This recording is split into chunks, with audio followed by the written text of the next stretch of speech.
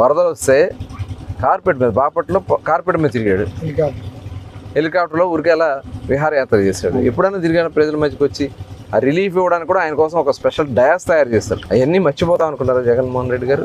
ఇదే కాదు, మన అన్నమయ్య జిల్లాలో అక్కడ వరదలు వచ్చి 40 మంది చనిపోతే నువ్వేం చేసావు? ఎంతమంది దగ్గరికి వెళ్ళి నువ్వు పరామర్శం చేసావు? ఎంతమంది నువ్వు వాళ్ళకి అండగా నిలబడ్డావు? ఇవన్నీ కూడా టోటల్ ఇవాళ అంత అమాయకులు కాదు ప్రజలు. నీ అధికారం ఉన్నప్పుడు కళ్ళు నెత్తికెక్కి నీ ఇష్టారాజ్యంగా ప్రజల గురించి పట్టించుకోకుండా, రిలీఫ్ గురించి పట్టించుకోకుండా, ఈ 5 సంవత్సరాల్లో ఎక్కడైనా వరదల్లో పంట నష్టపోతే ఒక్క పైసా కూడా ఇవ్వకుండా రైతులను ఏడిపించింది వాస్తవం కాదా?